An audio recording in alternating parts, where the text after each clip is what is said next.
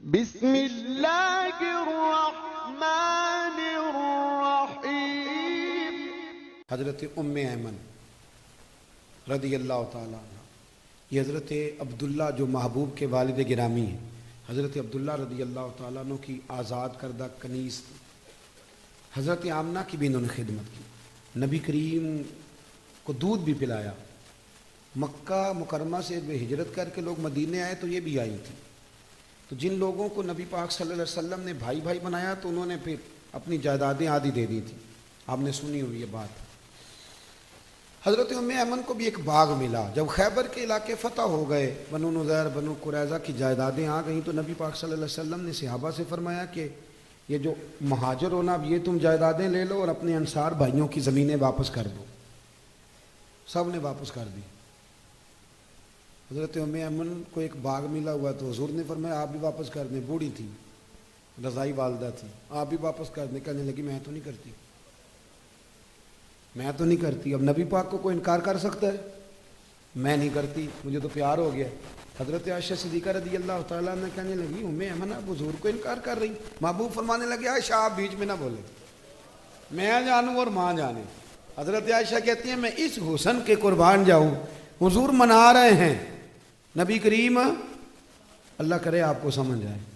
یہ جوان بچوں کو میری بات، کبھی کبھی اماں کو منایا کرو، اور یار کبھی کبھی والد سے کہا کرو کہ ابا جی بیٹھو موٹر سائیکل پہ، سردیوں کے کپڑے نہ لے کے آئے۔ کبھی کبھی اماں سے کہا کرو کہ اماں جی آج میرا دل کرتا ہے میری مرضی کا کھانا بناؤ، اور کھانا نہ میرے آنے تک دونوں مل کے کھائیں گے۔ اس احساس کا نام میلاد ہے۔ نبی کریم صلی اللہ علیہ وسلم جناب ام ایمن کو منانے لگے، اماں دے دے، سب نے دے دیا۔ کہنے لگے مجھے پیار بڑا ہو گیا، اتنے سال بیت گئے، مجھے اس باغ سے پیار ہے۔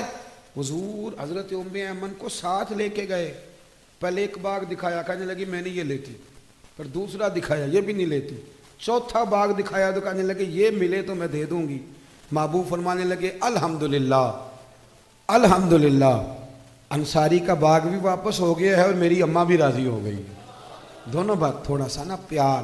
آپ یقین کریں اس طرح لڑتے ہیں لوگ چوکوں اور بازاروں میں، اتنی گھٹن ہے اور بڑے پریشان ہیں لوگ، بڑی دقت ہے۔ وجہ صرف اتنی ہے کہ وہ جو احساس ہے نا کہ میں ہوں اور اس کے بعد پھر دوبارہ میں ہوں، یہ کبھی ختم ہو جائے نا۔ اور سب نے کوئی نہ کوئی بات اوڑھ لی ہے۔ میرے بھی ذہن میں آ گیا کہ میں پیر صاحب ہوں، میرے بھی تو مرید ہیں نا، میں بھی ایک ادارے کا صدر نشین ہوں، مجھے بھی ماننا چاہیے۔ اس سے تھوڑا نکل آئے، تھوڑا احساس پیدا کریں، عزت دینی شروع کر دیں۔ اب یقین کریں معاشرے میں ہر بندہ باعزت ہو جائے گا، پیار کرنا شروع کر دیں۔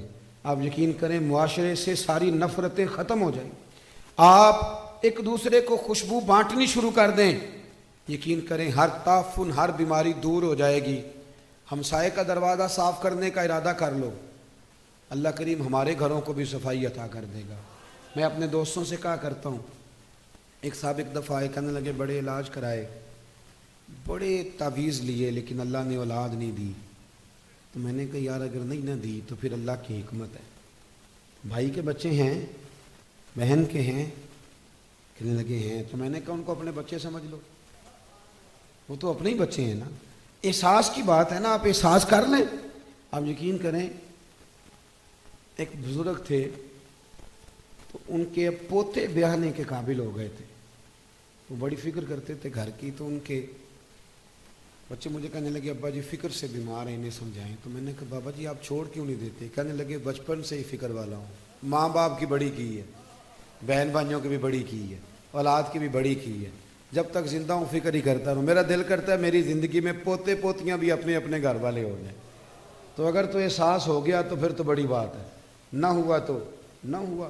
اپنی زندگی میں شعور لائیں۔ اگر ہم تھوڑا تھوڑا کر کے میلاد کو اس کے حسن کے ساتھ سجانے لگے، پیار کرنے لگے، اور کم از کم یہ سارے دن ہی ہمارے درود و سلام میں گزر جائیں، یہ سارے دن۔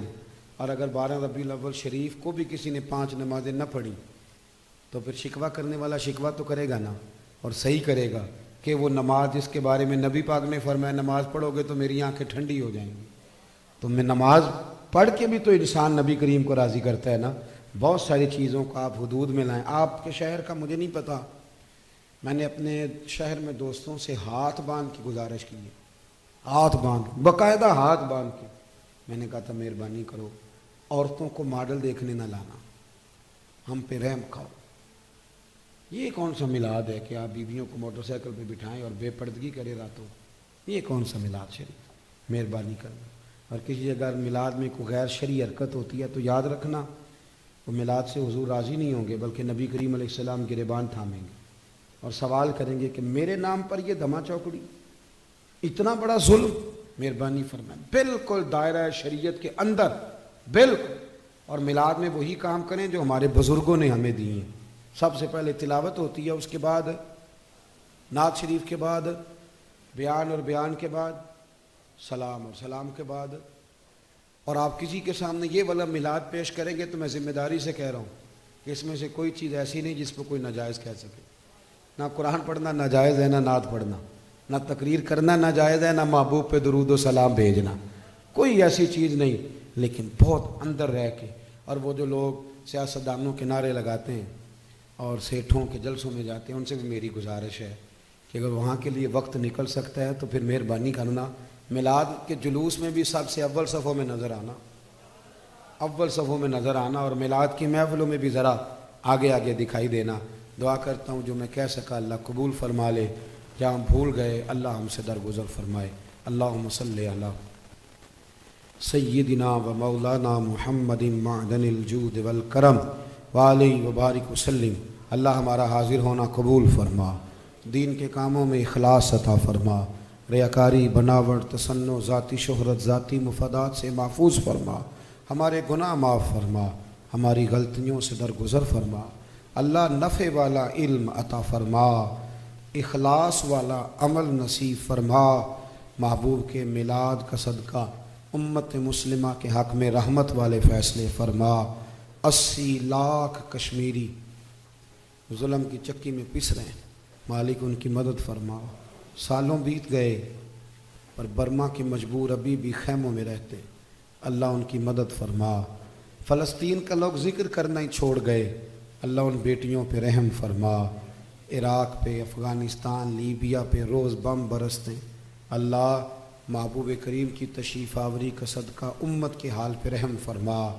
پاکستان کو استحکام عطا فرما، نبی کریم علیہ السلام کی شریعت کا یہاں نفاذ فرما، نظام مصطفیٰ علیہ السلام کی ٹھنڈا سویرا ہمیں عطا فرما۔ میرے جن دوستوں نے یہ خوبصورت بندوبست کیا ہے اللہ ان کی دنیا بھی سنوار دے، آخرت بھی سنوار دے، اللہ ان کے حال پہ رحم فرما دے، ہر پریشانی اور آزمائش سے بچا۔ کتنی تعداد میں دور و نزدیک سے احباب تشریف لائے، اللہ تیرے لیے، تیرے محبوب کے لیے بیٹھے، ہمارا بیٹھنا مقبول فرما۔ بیماروں کو شفا دے دے، مقروضوں کو قرضوں سے رہا کر دے، جو تنگ دست ہیں انہیں وسعت رزق دے دے۔ اللہ یہاں جتنے لوگ بیٹھیں جس کے دل میں جائز آرزو ہے اپنے فضل سے پوری فرما دے۔ رب اغفر وارحم وانت خیر الراحمین۔ اللہ بالخصوص دعا کرتے ہیں ٹرین کے حادثے میں جو لوگ زخمی ہیں انہیں شفا دے دے، اللہ جن کے پیارے بچھڑ گئے انہیں صبر اور حوصلہ دے دے، ہمیں زمینی اور آسمانی آفات و بلیات سے محفوظ فرما۔ رب اغفر وارحم وانت خیر الراحمین۔